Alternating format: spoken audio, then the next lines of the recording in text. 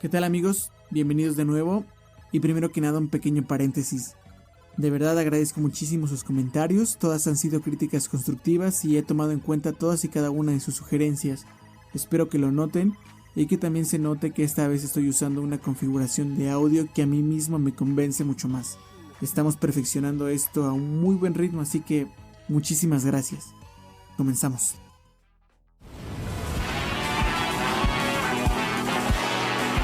A continuación, los cañones de Séneca.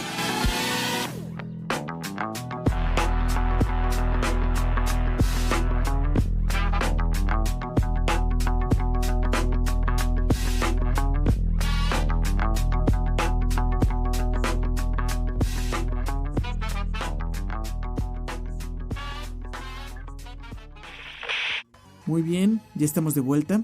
Les anticipo que este episodio viene fuerte, así que mejor iniciemos con buenas noticias.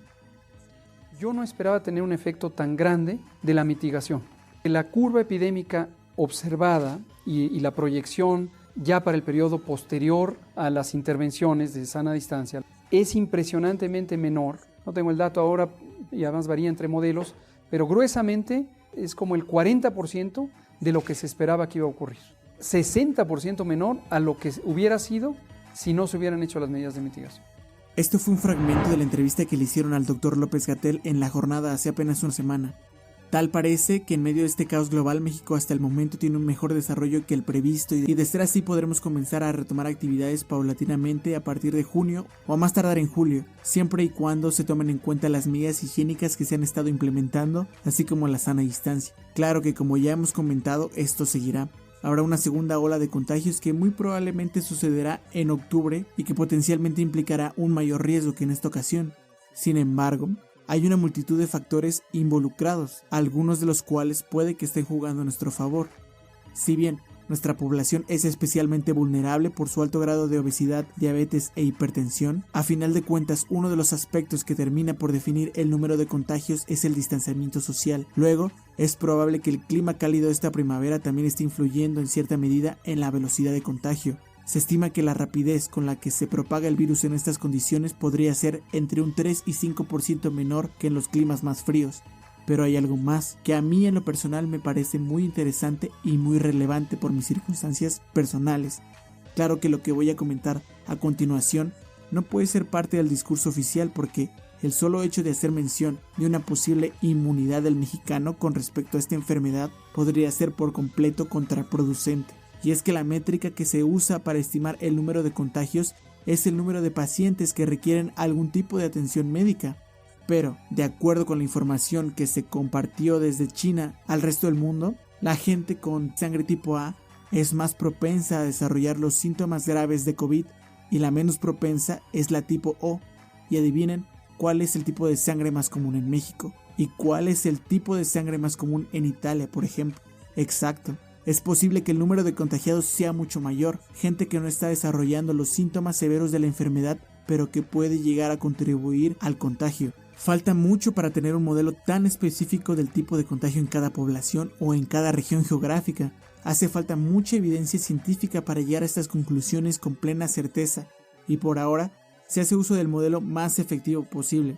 Así que, sea esto algo a considerar o no, las indicaciones siguen siendo las mismas, y yo agregaría que si tienes cualquier síntoma, no te lo tomes a la ligera por más leve que sea.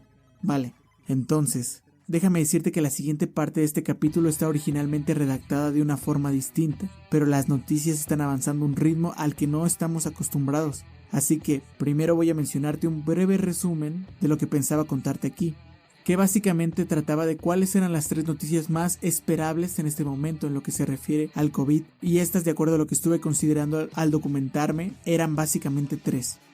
Que se implementara un tratamiento más eficaz, que se adelantara el desarrollo de la vacuna y que el virus mutara naturalmente hacia una cepa menos contagiosa.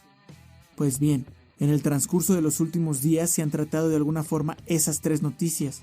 Ya hay pruebas en Estados Unidos con un medicamento que logra reducir el tiempo del tratamiento de 15 días a solo 11. Hablamos del Remdesivir. Dr. Fauci, it's good to see you with some good news to report this morning. You said that remdesivir is not a knockout. This isn't a miracle drug, but it sounds like it is a breakthrough. Can you explain why?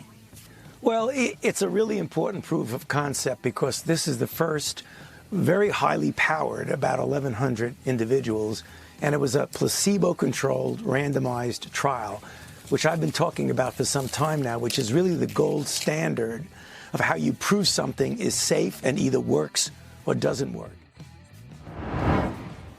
Si bien Fauci, el Gatel estadounidense, se muestra cauteloso al respecto, este tratamiento ya ha sido aprobado y está claro que esos 10 a favor son extremadamente valiosos en estos momentos y que realmente pueden significar la diferencia entre que un hospital se sature o no.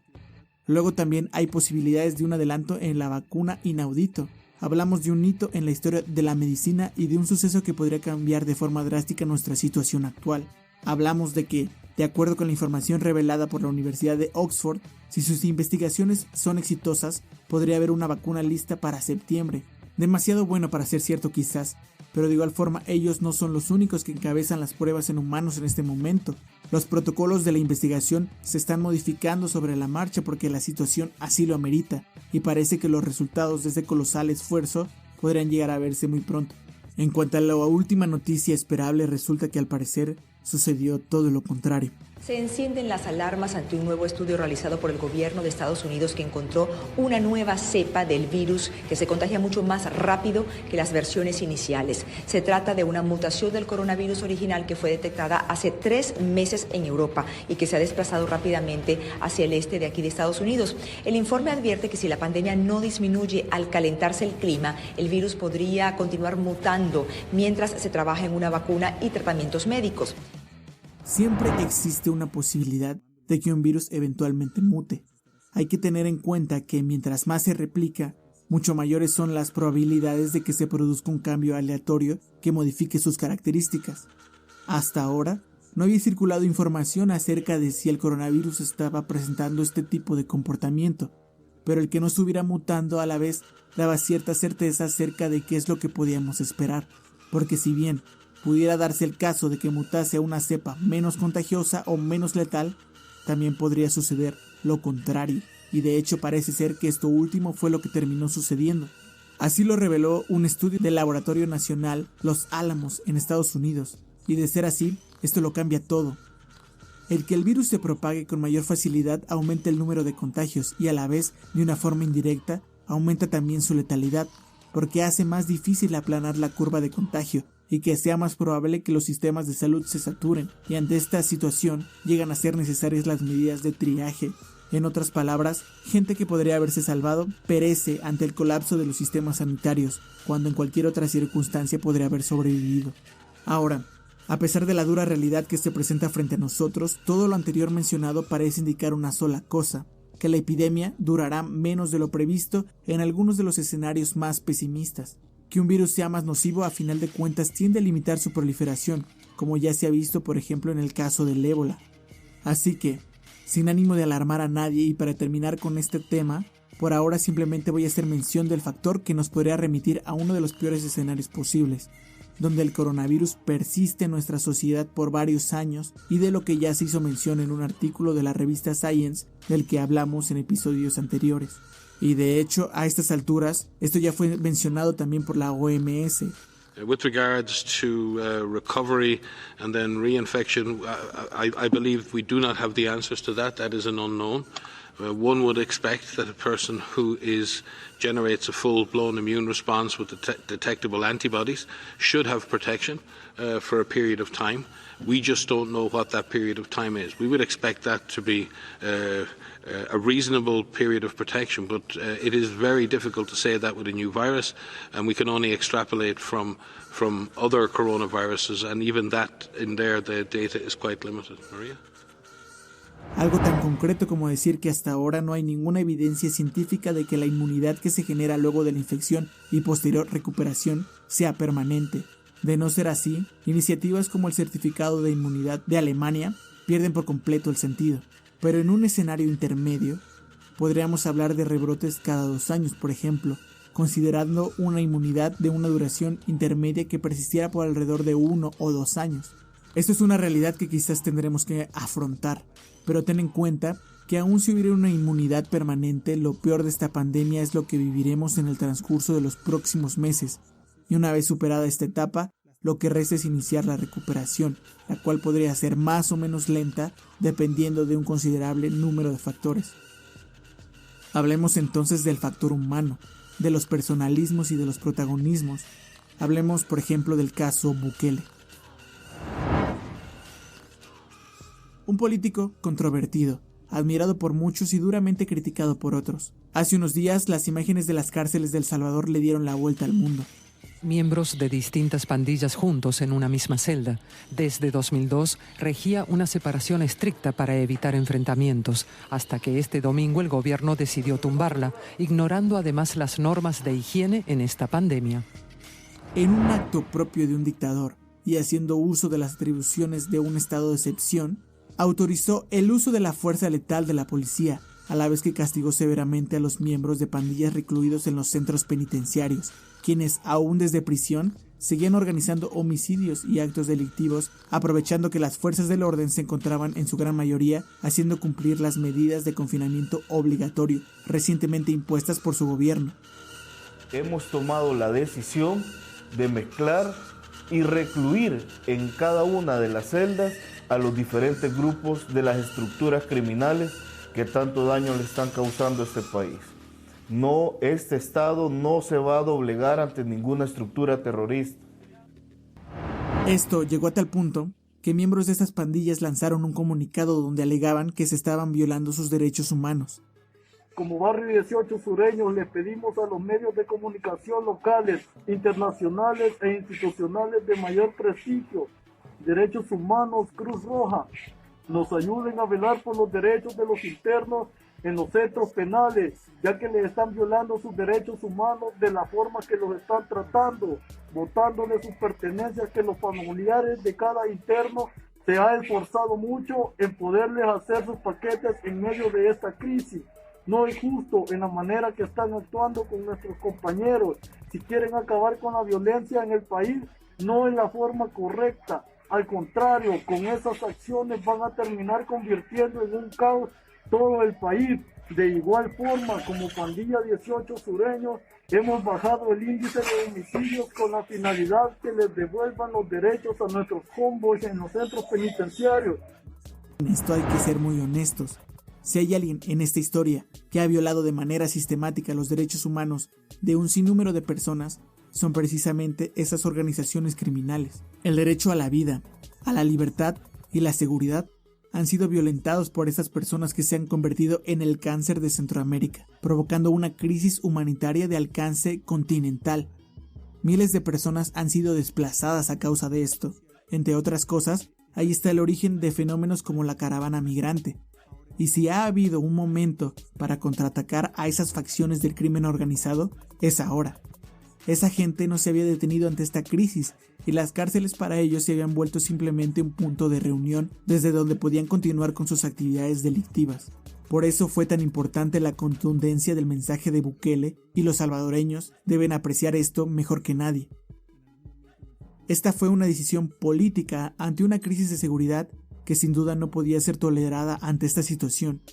Y como decisión política, le incumbe a los políticos, en especial a los políticos de aquel país, y las consecuencias de esto tendrán que ser asumidas por su presidente, sean buenas o malas. Realmente no queremos una guerra, no queremos muertos. Nosotros no queremos muertes, pero que hay tal vez si alguien piensa que nosotros queremos muertes, están equivocados, nosotros no queremos muertes. Paren de matar, paren de asaltar, desarticulen esa estructura podrida, váyanse a sus casas. Ya se acabó, ya no hay más Mara Salvatrucha, Mara 18, yo sé que todavía existen, pero déjenlas antes de que... ¿Qué les queda? ¿Cuál es el futuro que les queda? ¿La muerte? ¿La esperanza ya de un pandillero? 25 años, ¿qué les espera? Váyanse, dejen esa estructura, váyanse para su casa. Nosotros no queremos guerra con nadie, nosotros no queremos golpear jóvenes. Váyanse a sus casas. Está claro que El Salvador requiere un liderazgo muy fuerte, pero esto se ha malentendido, porque las atribuciones del Ejecutivo tienen un límite, Y si bien en la crisis de seguridad su respuesta ha sido efectiva, en cuestiones de salud no pasó demasiado tiempo antes de que el mundo y sus propios ciudadanos se dieran cuenta de que El Salvador no iba a tener un salvador en su presidente. Resulta que las decisiones en esta materia no se pueden tomar a partir de criterios personales, y es evidente que Bukele asumió la dirección de la crisis en aspectos clave que solo podían llegar a ser considerados adecuadamente desde una perspectiva técnica.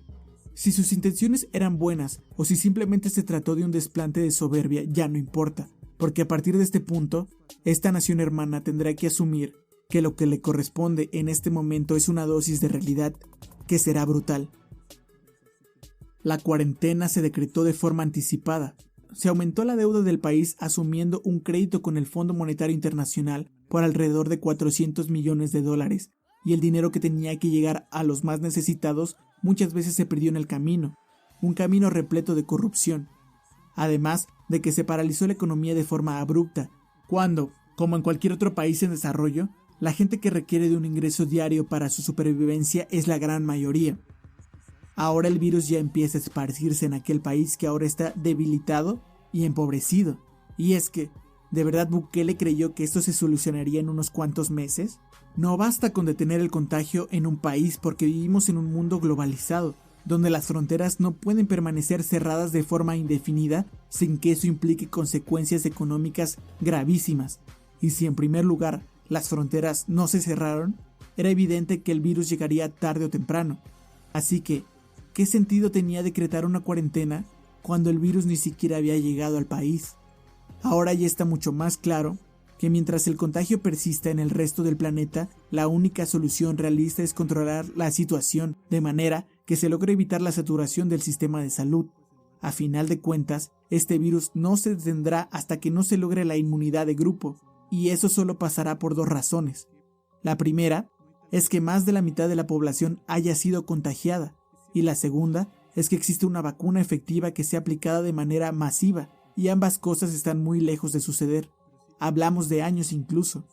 La realidad que enfrentamos y que se debe asumir con la cabeza fría es que habrá millones de infectados y posiblemente millones de muertos a consecuencia de esta pandemia. Y como se ha insistido ya en muchísimas ocasiones, la cura no debería ser peor que la enfermedad. Así que ojalá que en este país hermano se pueda reparar a tiempo todos esos errores de gestión y se note mucho más la perspectiva técnica de los especialistas en lugar del protagonismo de Bukele. Tan solo imaginemos por un momento que aquí en México hubiera pasado algo similar y que AMLO hubiera actuado de acuerdo a sus criterios personales. Nadie olvidará nunca cuando nuestro presidente sacó de su bolsillo un par de amuletos refiriéndose a ellos como su protección contra el coronavirus. Les digo, el escudo protector es como el detente. ¿Saben lo que es el detente, verdad? El escudo protector es la honestidad. Eso es lo que protege, ¿sí? El no permitir la corrupción. Miren, este es el detente, porque pues no está de más. Miren, aquí hay otro detente.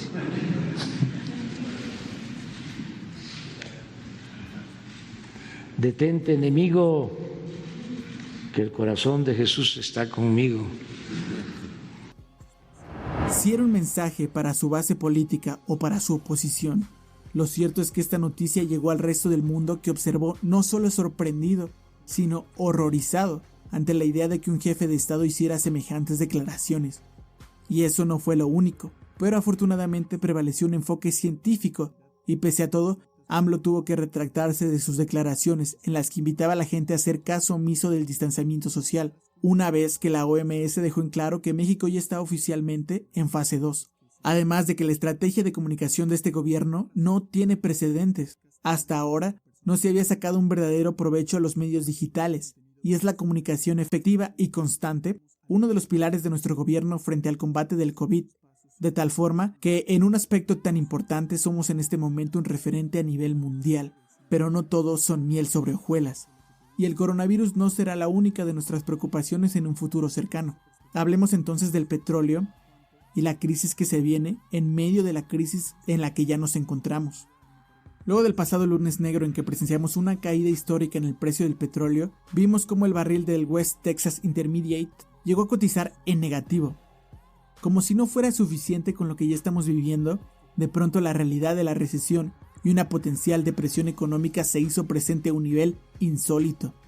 Mientras ya se habían visto cifras récord de desempleo, particularmente en Estados Unidos, a la vez que caían las bolsas de valores a lo largo y ancho del mundo, con sectores económicos tan importantes como el turismo totalmente detenidos y con las cadenas de valor total o parcialmente comprometidas, el acuerdo de los países de la OPEP Plus era un rayo de esperanza en medio de la tempestad que se desvaneció tan solo unos días después. Y pensar que a diferencia del COVID-19 esto se pudo haber evitado. Ahora, además de todo, nos toca sufrir las consecuencias de la prepotencia de Arabia Saudita y la temeridad de Rusia. Pero tengamos en cuenta una cosa. Si Rusia tomó las decisiones que tomó fue porque estaba listo para afrontar las consecuencias de una caída del petróleo. En este país se había fortalecido el mercado interno en el transcurso de los últimos años, a la vez que Putin aumentaba sus reservas financieras estratégicas, incluyendo sus reservas de oro, y disminuía su deuda externa.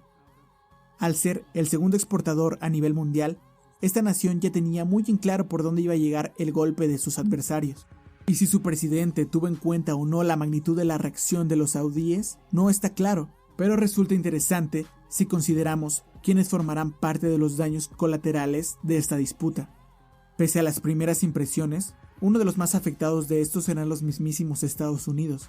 Uno de los grandes titulares luego del lunes negro fue que Trump aprovechó el desplome del precio del petróleo para aumentar sus reservas estratégicas en unos 75 millones de barriles. El mensaje político fue muy claro. Los estadounidenses necesitaban demostrar que eran capaces de darle la vuelta a esta situación y sin embargo, la realidad es un poco diferente. Con el oro negro a precios de remate, toda la industria del fracking con la que Estados Unidos había logrado su autosuficiencia energética, de pronto ya no es lo suficientemente rentable. Una industria fundamental en la dinámica de este país que tendrá que frenar de forma súbita. Y si bien el mercado interno de los Estados Unidos es gigantesco y va a resistir, cada empleo perdido como daño colateral de esta crisis es un clavo más en la tumba de los Estados Unidos como única superpotencia hegemónica, y a mediano plazo todo esto podría ser definitorio en los resultados de las próximas elecciones de este país, aunque la verdad es que la garantía de la reelección de Trump podría ser tan simple como que Joe Biden sea su contrincante, pero esa es otra historia. Regresemos entonces a lo que nos compete a nosotros aquí en México y tratemos de dimensionar qué tanto nos afectará la intransigencia de los árabes. El contexto del que partimos no es demasiado alentador. En primer lugar, hay que decir que Pemex es la empresa petrolera más endeudada del mundo. Así es, en el mundo. Y esta debilidad, producto de las gestiones anteriores, es bastante severa.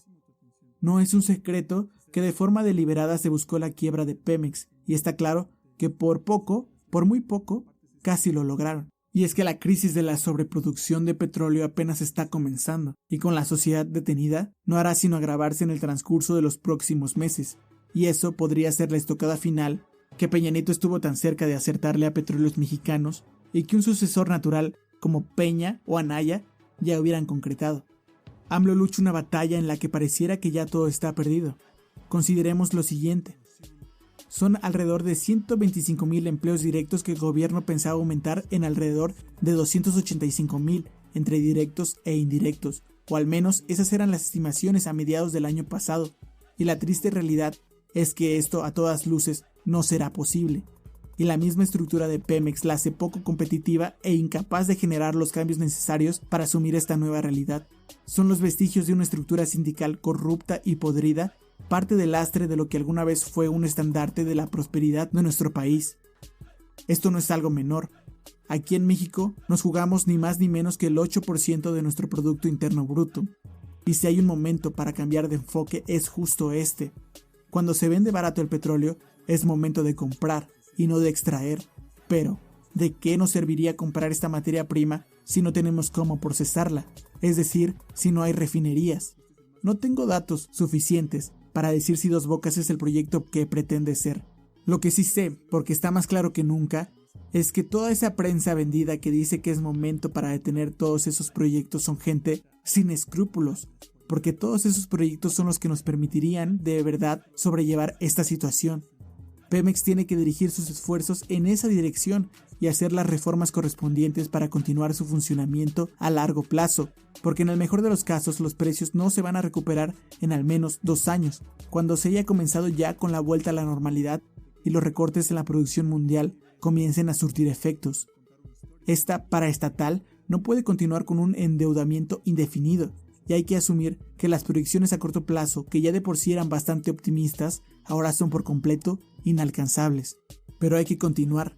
Como país tenemos que dar batalla y no podemos permitir que los saudíes se conviertan en los Rockefeller de este siglo. Mientras ellos se empeñan en infligirle un daño a sus adversarios, Rusia e Irán, ya han perjudicado a una multitud de empresas a lo largo del mundo y ya nos han perjudicado a nosotros. ¿Y quién nos asegura que no es más que un afán monopólico disfrazado de una disputa política? Si hay una quiebra masiva de empresas, ya nos podemos ir olvidando de un barril a $50 o menos. México debe procurar su autosuficiencia energética y es algo que va a costar y que va a doler, porque el daño a este sector fue muy grande, pero es algo que se tiene que hacer. Desafortunadamente, ahora no estamos en las mejores condiciones para continuar de forma adecuada con estas aspiraciones. Viene también un alza en el desempleo y una potencial escasez de comida que, en palabras de la ONU, será de proporciones bíblicas. El mundo corre el riesgo de sufrir hambrunas de proporciones bíblicas en los próximos años debido a la crisis económica derivada de la pandemia de coronavirus. Así lo asegura el Programa Mundial de Alimentos, que afirma que las personas en situación de inseguridad alimentaria aguda podrían casi duplicarse hasta alcanzar 265 millones. At the same time, while we're dealing with COVID-19 pandemic, we're also on the brink of a hunger pandemic. Justo ahora, nuestro país no está en las mejores condiciones, en parte por la dependencia que tenemos a un mercado tan altamente especulativo como lo es el del petróleo. Que nos sirva de lección, pero no es tiempo de lamentarse de lo sucedido, sino de emprender las acciones necesarias ante un inminente cambio de paradigma. Johan Galtung, el sociólogo y matemático noruego, que en base a modelos matemáticos y a su teoría del conflicto, pronosticó, entre otras muchas cosas, la caída de la Unión Soviética, 11 años antes de que sucediera, lo advirtió desde hace ya bastante tiempo. 2020 podría significar el comienzo de la decadencia económica de los Estados Unidos, que pondría fin a su imperio financierista de influencia global, y con los sucesos recientes parece que se les viene encima la tormenta perfecta. Está claro que donde esta nación solía ocupar el protagonismo, ahora es China, muchas veces la que se alza como la nueva potencia hegemónica, y esto podría ser apenas el comienzo y a la vez el final de una era, la era del petrodólar, con todo lo que eso implica.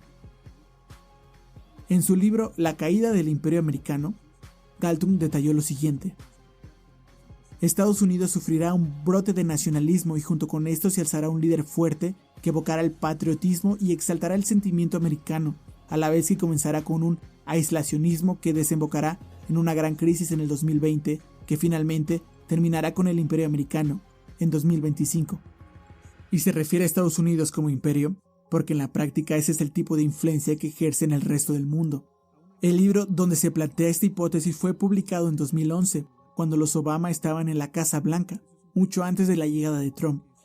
Cabe destacar que hasta el año pasado, los indicadores parecían contradecir las estimaciones de quien es una de las eminencias de la sociología contemporánea, y está claro que los modelos matemáticos de Galtung no consideraban ninguna pandemia, y sin embargo, parece que terminarán por cumplirse al pie de la letra.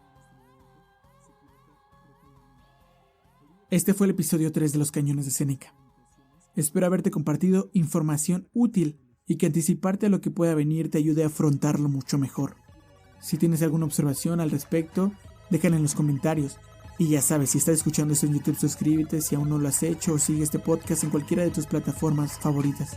Yo soy Sua y nos escuchamos en la próxima.